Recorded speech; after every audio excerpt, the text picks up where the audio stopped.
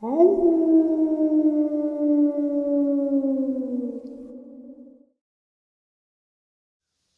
greetings and salutations, everyone. I hope everyone is still doing well, and welcome to this night-ending bonus upload. Before we jump into it, a couple links. As many of you know, I rely on Patreon, PayPal, channel membership, and the merch to help the channel to continue to grow and go. Links to Patreon, PayPal, and channel membership is in the description below. Merch displayed directly under the video. Also, Dogman Frightening Encounters, Volume 1 through 3, the audiobook versions. They were written and researched by Tom Lyons, narrated and produced by me, Jeff Nadolny. Those audiobooks are available on Audible, Amazon, and iTunes, links to which are also in the description as well. And finally, last but definitely not least, if you'd really like to help support the channel to continue to grow and go, simply subscribe. It does not cost a cent. Click the like button, takes half a second. If you don't want to miss out on any of the informative uploads I put out daily, click that bell icon, and folks, please leave a comment. Why? Well, because all of these things really do help the channel to continue to grow and go. And yes, folks, they definitely do matter. Now, everyone, I have taken far too much of your time. Let's jump in to this night-ending bonus upload. Shall we? Today's first part of the upload. I live in West Virginia and have all of my life. I really don't come from a rich family, and I am not rich myself. I live in a single-wide trailer with my 2-year-old son outside of the town of Gary. My boyfriend is a truck driver and is only home every so often. I'm kind of used to being alone with my son here at night. My closest neighbor is 3 miles, and my trailer is back in the woods. This is a mountain town. I grew up hearing scary stories of monsters, but never saw anything growing up. I never saw anything until now, and I'd like to tell you about it. I'm pretty sure that whatever I saw is definitely stalking us, and is not a Sasquatch. Well, I've never seen a Sasquatch, but I think I would know if I ever saw one. So this started last summer. I clean houses for a living. I was leaving the last house of the day. I had just gone and picked up my son from the babysitters, and we were heading back home. It's 8 p.m. when I turn onto my driveway. My driveway is very long and sandy, surrounded by trees and woods on both sides. I haven't even gotten to my house when I saw a man jump from one tree on the right side of the driveway to another tree on the left side. I mean, like 30 feet in the air. He just jumped like how a monkey swings from trees. He did this in front of the car as I was still driving slowly to my trailer. It's bumpy and sandy on the driveway, so I never go faster than 10 miles an hour. At that moment, I wasn't sure what I saw, but I did know it was a man. I saw its skin, and it had some torn cloth on him as well. Arms, legs, all the man would have. I did not see his face. I hit my brakes. My son is still in the back seat, almost asleep. I didn't question what I saw or try to make sense of it, cause I knew it was some sort of creature. Yeah, and I was scared. My first thought was my son. I only stopped there in my driveway for a second, and then went ahead and sped up to get down this bumpy driveway back to my house with my son. As I passed those trees on my left, I'm just looking around to see if it's still up there. I didn't see anything. I kept going. It was about dark, but I could still see. I see my trailer from around the corner, and I see movement. Okay, so let me add here that it ain't that uncommon for deer or other animals to be around the trailer. It's normal. But there were people up ahead, and one of them was in my trash bag. I don't have a trash service way out here, so I sometimes will set a bag on my porch and haul it to the dump. So a man was in my trash. I get closer and these people hear my car and my headlights are lighting up the front part of the house. And I see like 4 of these things run off into the woods. I saw one very well, but it was his face that really scared me. That thing had dirt or mud all over its face, and there was something wrong with his face, because it did not look right. His eyes were way up on his forehead, and he had a humped back. It had some dark pants on, no shirt. and the chest and back had a lot of brown hair.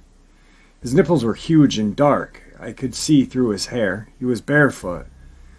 This one was dragging my trash bag. He ran off, too, but didn't seem in too much of a rush as the others to get back to the woods. I lost sight of all of them, but I waited before I went to the house. I didn't have a gun or anything on me, so I was careful. I sat in my car for 20 minutes, letting it idle before I drove up to the house. I grabbed my son and ran inside because I don't have cell signal in my driveway. I called my uncle once I got in. My uncle said I was seeing shit, but he came on down an hour later and looked around. Lord, I was so scared. Well, me and my son were just waiting for my uncle. My uncle got here. He's a big guy and had weapons on him. He investigated. He came back to the front door white as a ghost. He came in and said he had seen a devil in the woods and that we were getting in his truck with my son and we were getting the hell out of here.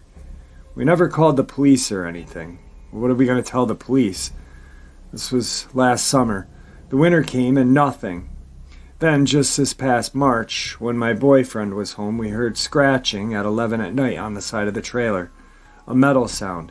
He went outside to look, but there wasn't anything there. But he smelled a smell that he described as rotten pig feet. If you eat pig feet, you'll know what I mean. We smell bad things a lot, and we see a lot of moving things in the trees. But now my boyfriend will be moving us to the other side of the state because of his job, and we only have a few more weeks. But there are wild clans in West Virginia as well, not just North Carolina or Tennessee. Also, my uncle has never did talk about what he saw that night. Today's second part of the upload.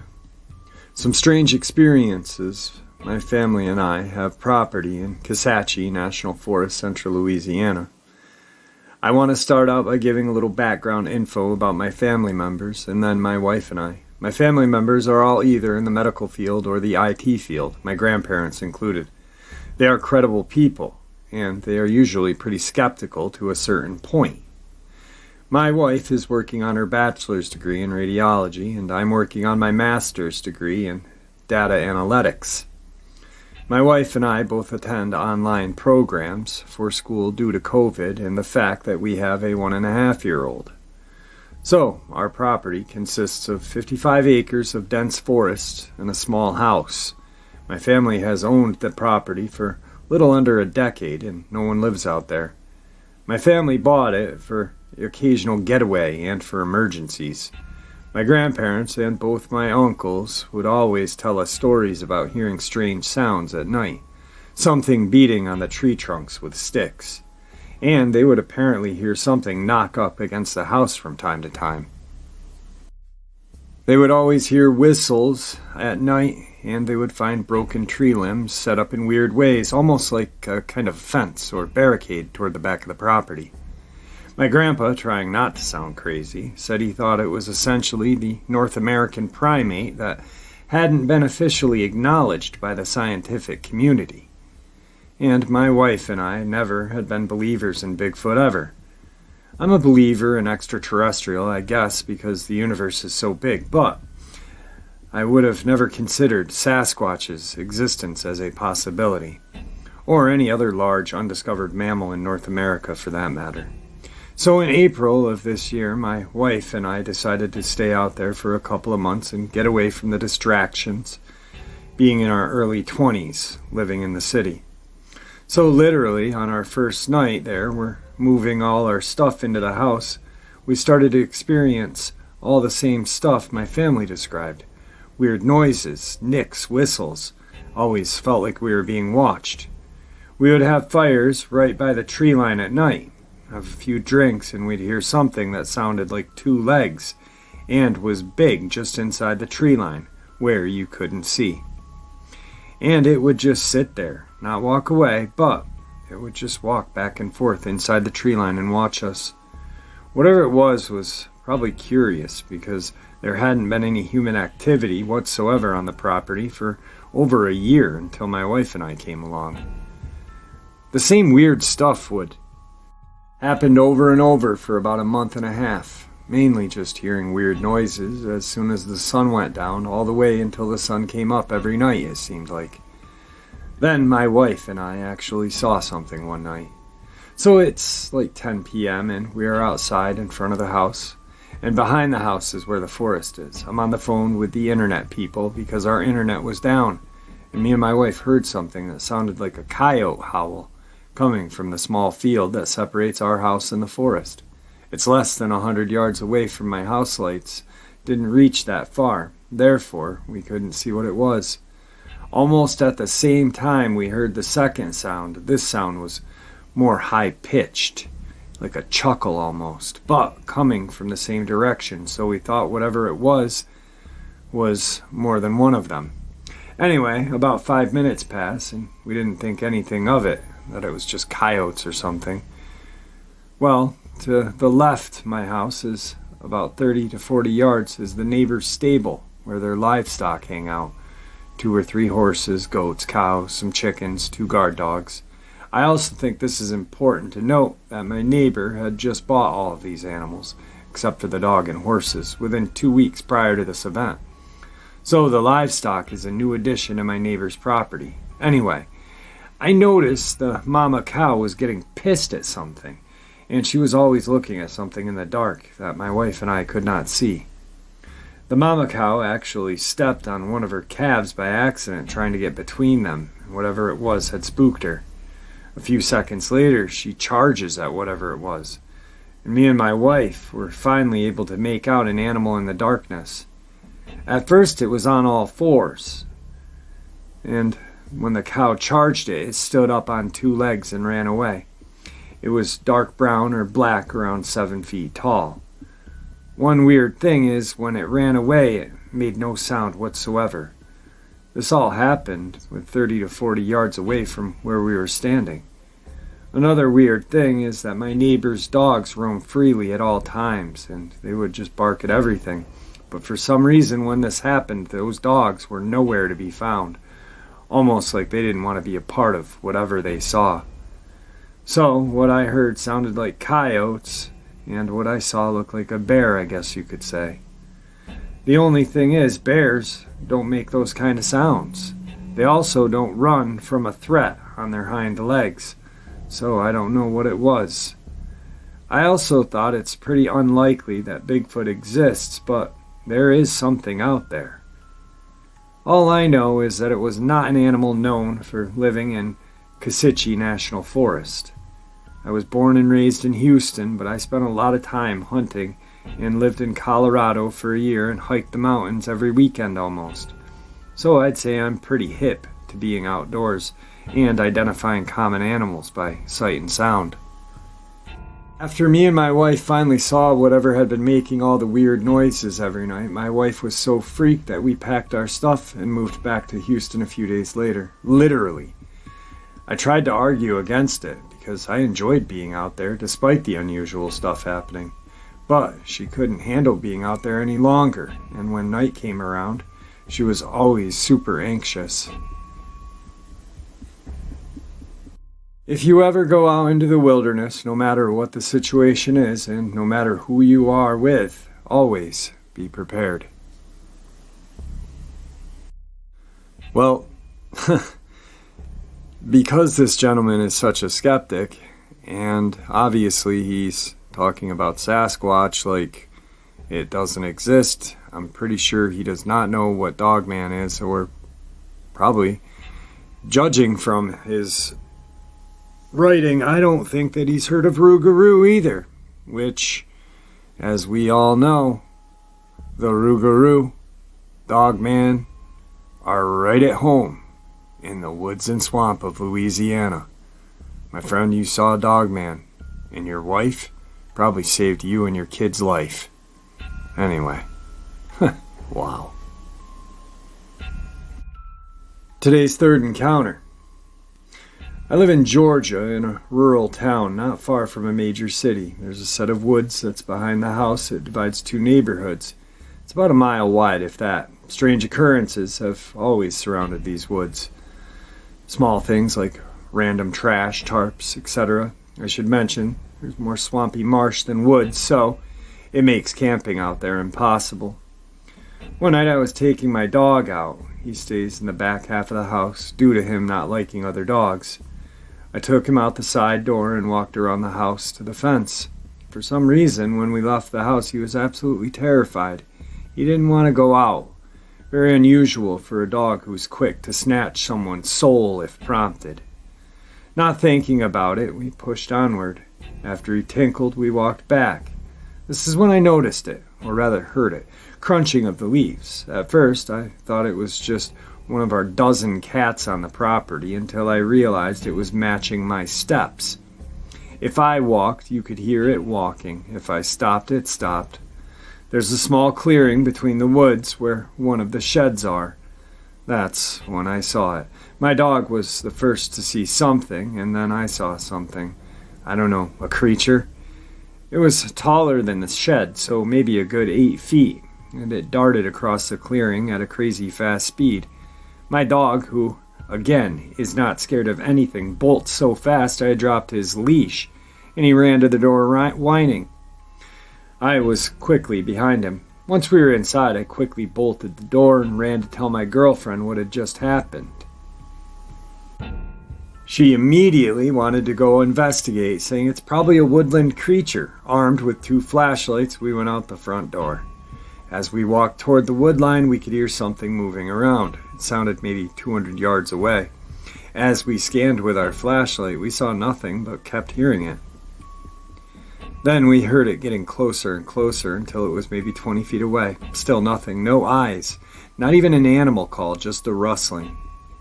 My girlfriend now heads for the house. I decide to check with the neighbors to see if maybe one of their dogs got out.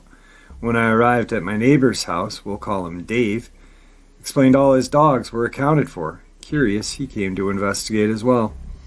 This is when I noticed that whatever this thing was following me along the tree line to Dave's house, and was now behind Dave's house. Gun in hand, we went out into his backyard, scanning for something. We could hear it rustling, or maybe running, about 100 yards away in the thick, swampy woods. Way too thick for a person to walk in, let alone run in. Then it stopped. It was dead silent. Scanning, and on edge we hear and see nothing, but then bam! All of a sudden it was 5 feet in front of us, sprinting at me. It slammed the fence so hard it rocked back and forth. Dave, scared shitless, shot randomly. Nothing. We never saw it. Never had it got close to us. Again, as I mentioned, the woods are thick. Too thick to run in, so what the hell, teleported silently in front of us and slammed the gate. Spooked, we were about to run, and then we heard it. It was human in nature, but not English. It sounded alien-like, not a known language. Dave, a hunter for the last 40 years, still to this day can't explain what it was. Anyway, after we heard that, we bolted. He covered me, and I ran to my house. Not 10 minutes later, we both hear a loud explosion coming from the woods. It shook our houses and flickered our power. I ran out to see what it was, and of course nothing, but when Dave came out and confirmed he felt the same thing, we were both once again terrified. Moments later, a few strangers from the neighborhood came driving down our cul-de-sac, and they all agreed the blast they heard came from behind our house. 911 was called, and 2 police officers interviewed us separately. Our stories matched. The responding officers refused to go anywhere near those woods. They took the report and left. To this day, we are still not sure what we encountered out there. Also, Dave does not go outside at night anymore. It spooked him that bad. Next night, earlier in the day, my mother-in-law, a police officer from a town 40 minutes away, installed 2 motion-activated trail cams along the woods edge. They were brand new. Keep that detail in mind. Thinking maybe we'd see something, we waited for nightfall. Later that evening, I went outside to feed our outdoor cats. That's when I heard it again, rustling. This time, not taking any chances, I ran inside and told everyone what I heard. They all piled on the back door and urged me to go out there and look. Reluctantly, I agreed. I took a flashlight and walked to the edge of the woods, knowing there was a trail cam covering this area. I figured if it got me, it'd be on camera and my sacrifice wouldn't be for anything. As I got to the wood's edge, I could still hear the rustling. I'm shaking at this point because I could tell it was maybe less than 15 yards in front of me. Everyone at the door was watching me and could hear this thing. Then it got quiet. For a moment it was gone, or so I thought. Just as I'm scanning with my flashlight, trying to desperately see a normal woodland creature so I can laugh this whole thing off, boom! Something fell out of the tree and hit the ground so hard it shook the soil beneath my feet. It was so close that I was sure it was going to lunge out of the brush and snag me. I dropped my flashlight and ran 100 yards back to the house in what felt 2 seconds. I screamed, "Get the frick in the house," as everyone was already scampering back in. They heard and felt the thud as well. Our neighbor Dave called my mother-in-law to ask what the loud crash was. For him to have heard that from well over 700 yards away is insane to me. Once the adrenaline died down, we realized that this happened right next to the trail cam. Problem solved. We got evidence of this thing. Next morning, we checked the SD card and the trail cam. They have videos up until 11:47. The rest is corrupted. They were both brand new trail cams and brand new SD cards. We reset everything and sent them back up, and to this day, we've still never encountered the creature again or caught anything on the camera. Today's final encounter.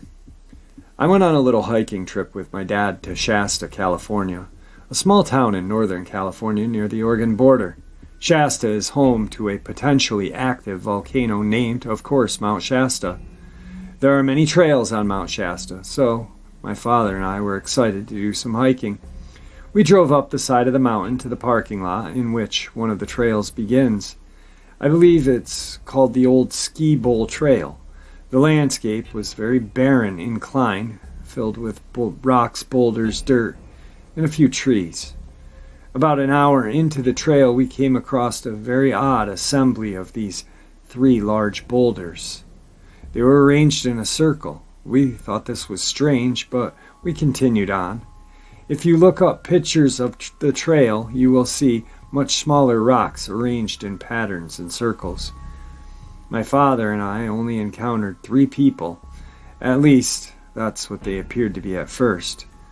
The first 2 were a father and son. We met them at a steep incline that went along the wall of this cliff that would then switch back to reach the top of the cliff. We stopped, said hello, talked about the trail, went our separate ways. Here's where it gets weird. Dad and I kept walking up the incline for just about 2 minutes. Turned around and I saw the father and son so far down the trail. It should have taken them at least 20 minutes to get down to where they were. But somehow, it was only about 2 minutes. To this day, I have absolutely no idea how that happened. There was no one else on the trail at this point, and I could see the color of their clothes from the distance. I knew it was them. I pointed this out to my dad, and we thought that was weird, but we didn't dwell on it, so we kept going. And this is where things get much weirder. As we reached the top of the cliff, there's another strange rock arrangement that was off to the side of the trail. This time, there were far more rocks than before, and they were now arranged in rows, almost like gravestones. We continued on the trail and reached another sort of incline with a switchback to reach the top of another cliff. We reached a point where we would need to be climbing gear to use, so we decided to head back. When we turned around, I saw a man standing among the rocks, staring at us. He was wearing a button-up shirt, cargo shorts, and a wide-brimmed straw hat. He was at a distance where I definitely should have been able to make out his facial features, but it was almost as if he had none, like his face was just flesh and skin. I pointed him out to my dad, and then the man quickly ducked behind a boulder and was peering out at us over the top. It seemed almost playful, like a child trying to hide. For a few moments, I was out of it, and I have no recollection of what was going on. According to my dad, I just started walking toward the man with the hat. My dad was calling me, "Joshua, Josh, what are you doing? Where are you going?" And then I came to. I was standing right at the edge of the cliff. It was a huge drop, enough to kill me or seriously injure me. My dad grabbed me and pulled me back onto the trail. He told me to stay put, and my dad went down to the boulders to search for the man, but he was not there. There was nowhere for that man to go except up or down the trail, and this did not make sense. I have no idea what's going on that trail. I have no explanation for it. I've told this many times to family and friends, and no one has an explanation. I've done research and found similar stories about encounters with a man who has no facial features and wearing a hat. I've also read that the Native American tribes from that area view Mount Shasta as a holy site. They believe it could act as a portal to other dimensions, and that it is guarded by spirits who would potentially harm anyone who tried to go up the volcano. And there you have it, folks. Feral humans in our national parks, in the woods behind our homes. Dogman is terrifying. Bigfoot is terrifying. Feral human brings a whole new level of that word. I used to think the crawlers were more terrifying than Dogman and Bigfoot, but for some reason, feral humans are right side by side with the crawlers. I don't like them. People ask, are they human? Can we shoot them? Yep, definitely. I don't even know. Imagine like 30 of these suckers running around in trees above you. No, thank you. Anyway, I hope y'all like this as much as I enjoyed sharing it with you. I'd like to thank you all for supporting the channel. It is, after all, your support that helps this channel to continue to grow and go. And honestly, what gives us folks a place and a chance to share our experiences and theories judgment-free, just simply treated with the respect that we all deserve. Thank you. Please stay safe, happy, healthy, and ever vigilant, keeping an eye on our children, pets, family, and friends. These creatures are real. They are out there and they are dangerous. Share this information with those you love and care about, and it may just help save their lives someday. Until next time, never stop asking questions, never stop searching for the truth, and God bless.